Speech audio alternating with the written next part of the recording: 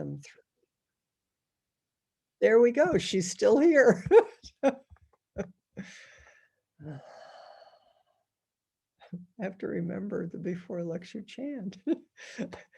An unsurpassed, penetrating, and perfect Dharma is rarely met with, even in 100,000 million kalpas. Having it to see and listen to remember and accept, I vow to taste the truth of the Tathagata's words.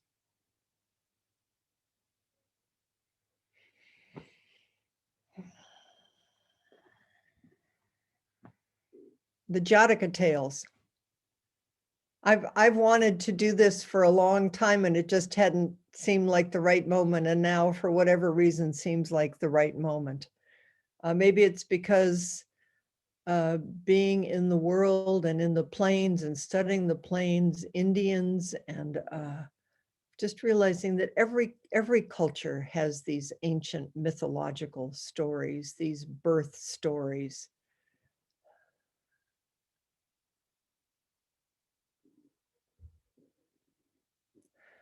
When I went to Japan, traveled in Japan, it was so helpful to me because I think, well, my experience is that in Zen, we often skim off the top. We do our Zen stories, which are our koans, which are very beautiful, but there are ancient Pali stories that are also in Sanskrit and the Tibetan traditions. The Jatakas that I don't know that, well, we're going to turn towards Rafi Martin, who's from the Rochester Zen Center lineage. But most Zen people don't talk about the Jatakas. I think they're fun and beautiful. So when I went to Japan, I had this really profound feeling of how much we didn't know the cultural folklore roots of that culture, and that Zen had, of course, emerged from that. And when I've traveled in Southeast Asian countries, which I've had the gift and the grace to be able to do, you go into temples, and temples are where lay people and monks abide. And in the temples, there's paintings. And the paintings are often of the Jatakas because it's oriented towards lay people and it's oriented towards village people. And they stay in me in a really deep way because their teachings conveyed through these images and stories. So it seems to me more than appropriate to bring them forward here. We can play in them. I'm going to bring forward some, well, let's see here. There's 547 stories. I'm going to talk really fast and for a long time. No, we're going to do this for a few weeks. And I'm mostly going to use Rafe Martin as I think Raf, I think maybe it's Raf Martin. Erica Wild practiced with him. I'll ask her. Because he's rewritten or reinterpreted or commented on the stories through a Zen perspective. So I'll let him do the work, and then we'll get to play and do our own work in them.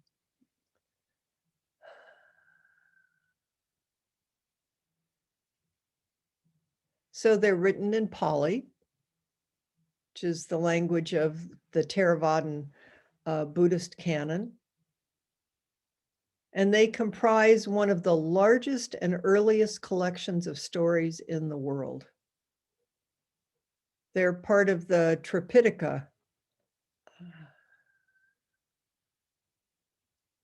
The first story being from the first century CE, and the latest is up to the 3rd century CE. Although who knows, maybe we'll make up our own Jatakas. And I thought these are so, because they've been shared through art across time. This is just ripe for Joni and Susan and anybody else who would like to bring forward in some way paintings or drawings or any of you, whatever this inspires in any of you, please don't hold back, because you'll see these do not hold back. They all evolve from one vow, the story. They're transmitted orally because that's how all the early stories were transmitted. The first vow is from Dipankara, made at the feet of the last Buddha, who's Shakyamuni Buddha. Although we're all Buddhas and everybody's Buddhas, but we know the story through Shakyamuni Buddha. I'm going to tell you that story.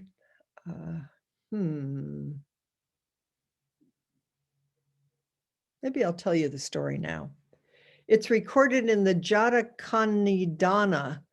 which is an introduction to the Jataka tales. I'm learning things I didn't know about the Jataka. This is from Ralph Martin, or however you say his name.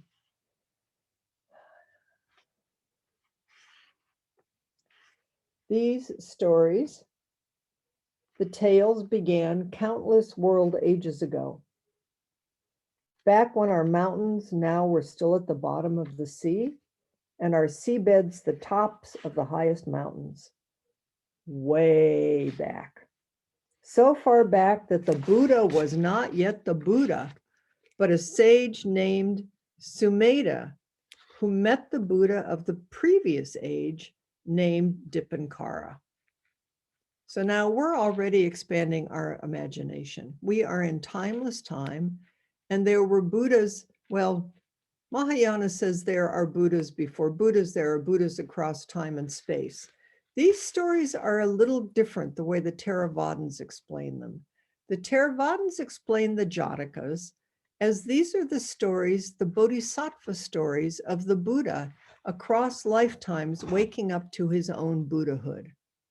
And sometimes he's a person, sometimes he's almost always flawed.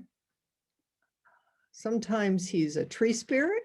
Sometimes he's an animal. I love the animal stories the best. So I may bring forward those about Buddha being a bear and a monkey and a crow.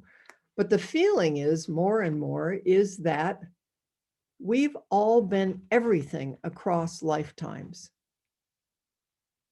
If you think that crow out there is just a crow and not your relative, and not here waking up with and for you, and may have more awareness than you have, or certainly be a kin and a teacher, then we're missing the world. Maybe this is why I want to do this, is I just came back. If you think a grizzly bear isn't a teacher, or the stone in the stream, or the mountaintop, the whole world is alive and teaching. But here's the first story of where it all began, they say. Dipankara.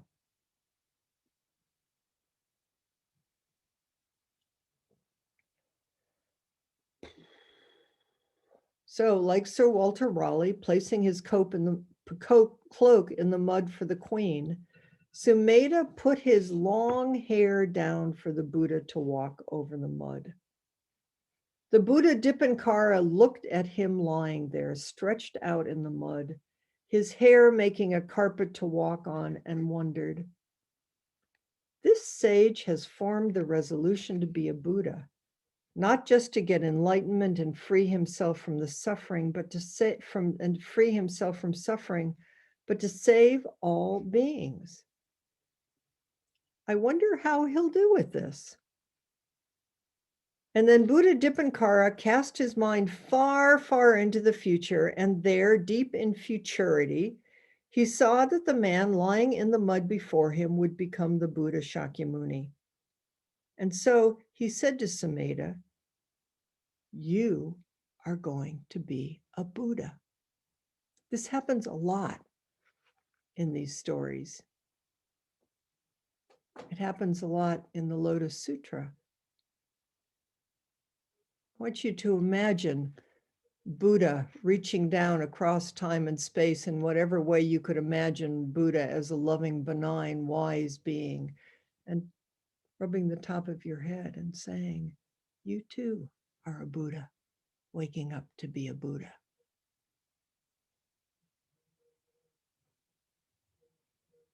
Well, Sumedha's mind was blown with joy.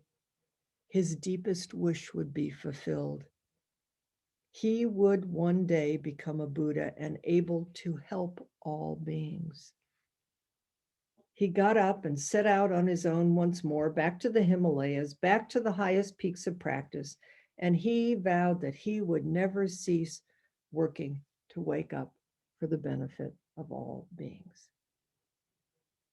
And never did he give up. He wasn't perfect, but he was perfectly committed, totally resolved to continue walking an endless path, the ever-evolving Bodhisattva way. And whenever he fell, he got back up and went on trying and growing in wisdom and compassion, turning an initial insight into something solid as a mountain and free as a cloud and deep as an ocean.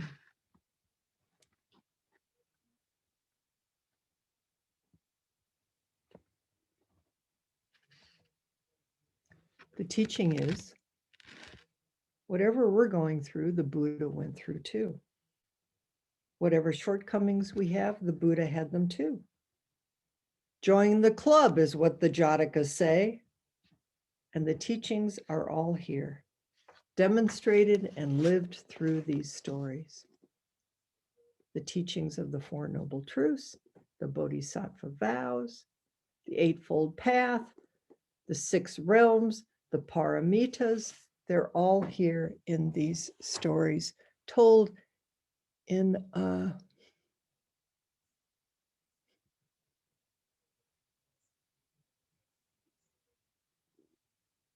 there's something metaphorically and beautiful, the lotus in the mud, and that somehow in this story,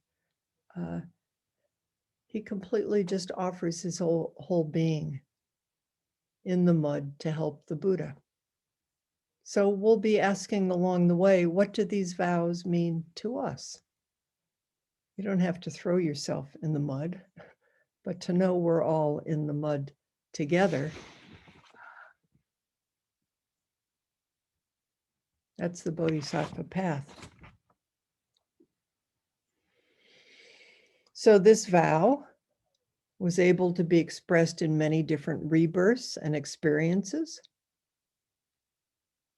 Later, they were organized around the Paramitas. And it was believed that the last 10 of the Jataka tales were, maybe it's like if you were watching a TV program and you know how towards the end they start ramping it up. You start thinking, oh, something's going to happen. Something's going to happen. You get more and more kind of interested and involved. That's how the Jatakas are towards the end. It's like it's all being ramped up to Buddha, to you becoming a fully enlightened Buddha. It's important that to know that these stories came out of India. If you know, or you studied or enjoyed any of the Indian traditions of folk tales and epics and drama, the only difference in this one is that there's one central character, and it's the Bodhisattva Buddha waking up to be the Buddha.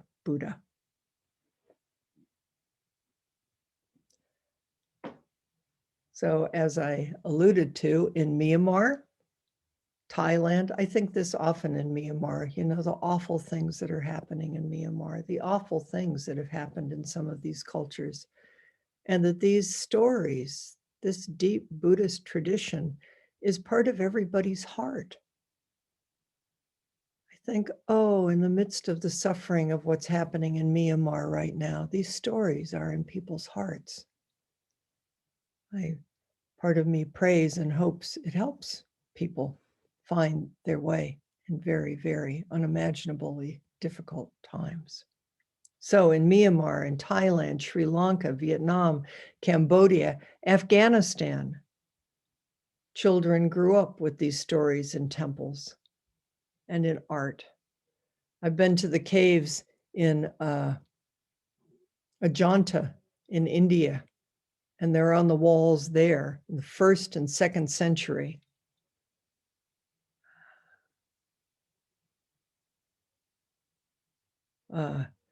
In the 5th century, the Chinese pilgrim Fa Yen saw them in Gandhara. They're in caves in Sri Lanka. They're around Kandy in Sri Lanka from the medieval times. They can be very short or very long. They can be offered in Sanskrit in the Jataka collection. There's a devotional and inspirational text from the 4th century that's known in both China and Tibet.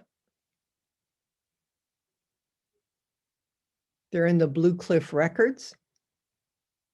Dogen refers to them. The 13th Dalai Lama apparently commented on the tigress tale, which we'll address. The tigress tale is a rather remarkable story as a teaching about the deepest and most selfless generosity, because the stories always begin with generosity, begin and end. The Jatakas can be found in comic books. They're found in drama and song and dance and puppetry throughout Southeast Asia. And apparently in Laos, they've even extended into the political and public realm. The legal system, much of the legal system there is established in principles laid down by the Jatakas, and they're used as precedents in courts of law.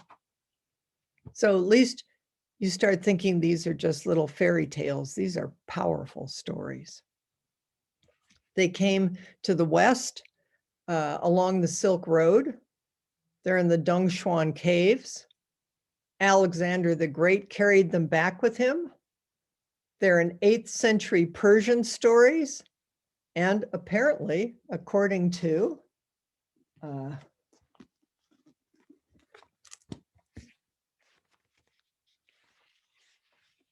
think her name is Sharon Shaw.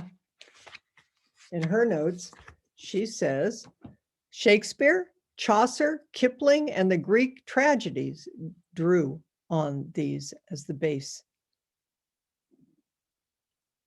of their stories and literature.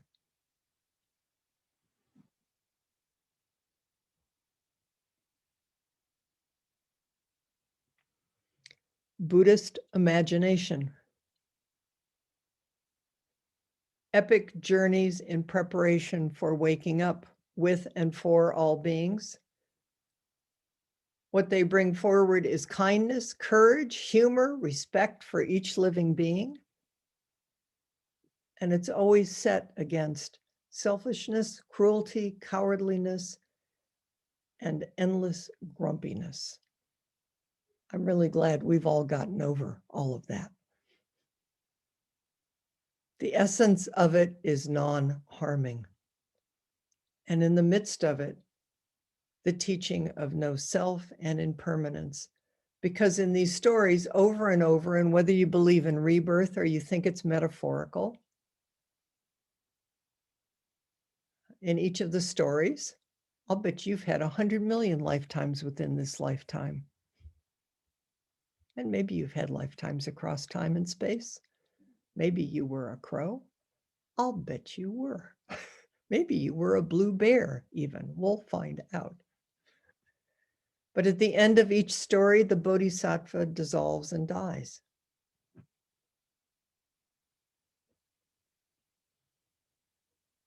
And then is reborn again.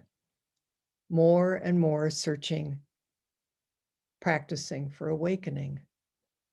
Which I don't know about you, but I feel that way kind of in each moment and each day. Like, oh my goodness, who went to bed and who's getting up? And what am I getting up? What's the vow in my heart? And what have I learned? And how did falling down and getting up? What is this maturing process as a bodhisattva budding into a fully embodied Buddha? So the wonderful thing in these stories, one of the things that's always I've loved and I've found encouraging, is that there's a Buddha who's commenting on them in the beginning and at the end and saying, and see, this is what happened, and this is what I learned, and this story then evolved into this story, or this moment evolved into this moment. But the bodhisattva, when they're in the midst of it, has absolutely no awareness of anything than being completely involved in the story. So if you're completely involved in your own story of falling down and getting up and trying to figure out what it is and what the meaning is, that's what these Jataka tales mirror. Is the Buddha in you may occasionally get glimpses of a bigger view, but mostly we're all just trying as best we can. That's what we do. That's how we learn. That's how we evolve.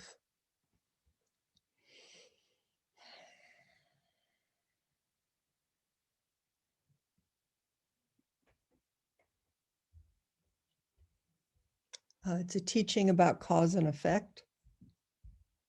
Karma. Karma isn't like something bad you have to get over, it's action. That your actions do of body, speech, and mind do create the next moment.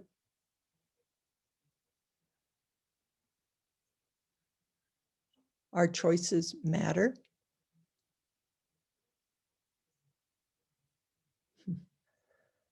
Ralph Martin says, we are the universe unfolding on an ethical plane. We are the universe unfolding on an ethical plane. And in case we ever had any doubt in the past about the importance of ethics, this time that we live in is what a wonderful gift of realizing morality matters. And what is it that doesn't set righteousness up against? I was thinking when I was traveling in Montana and going through so many small towns in the middle of the country that are just, the economic base has fallen. People are, there's a sense of depression. And I think, how can we make those people bad? You know, it's like, how do we keep finding our humanity in this and waking up together, not setting ourselves up against each other? So I thought I'd take another minute or two and read you some of the commentaries from Endless Path from Ralph Martin.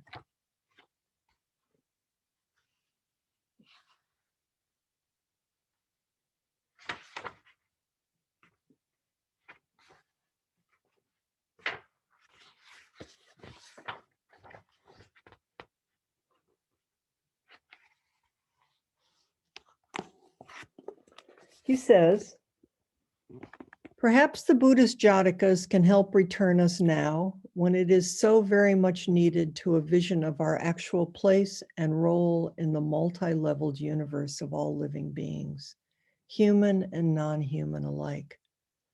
Through them, we can renew our empathy with all life and regain a felt connection to animals as thinking, suffering, caring, aspiring beings, not machines in fur.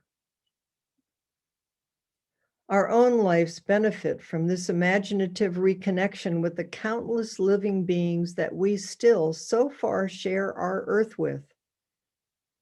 There is healing in that, and not just for us, but for the earth and animals. Where we find sympathy, indeed unity, we are less likely to willfully cause harm. Ecological wisdom arises out of felt connection, not simply out of the rational. And these days, usually awful deluge of facts about environmental degradation. Stories are tools that our ancestors worldwide have passed down to us. and tales of courage make us braver. Tales of kindness make us kinder. Tales of cause and effect make us wiser. Tales of the consequences of hate and cowardice make us want to shun those possibilities from taking over within ourselves. Tales of endless perseverance and aspiration awaken dormant potential within us. Tales of the Buddha way help us rediscover the endless path unfolding even now beneath our feet. So these are the tales I'm going to be sharing, and then we're going to be sharing our own tales. I thought I would just for a moment here give you, we're going to have tales of monkey bodhisattvas, parrot bodhisattvas, quarreling quail bodhisattvas, bodhisattva robbers, ogre children, and just a couple more. This is like when they give you the previews and you can look at what's ahead. I'm not sure we'll get to all of these, but here's a couple more. The tigress, the blue bear, the black hound, the ox, and the sage little bowman, Jataka. Teachings that are ancient. So I thought, I'm going to divide you into, maybe I'll just put people in twos. And each person can have maybe 4 minutes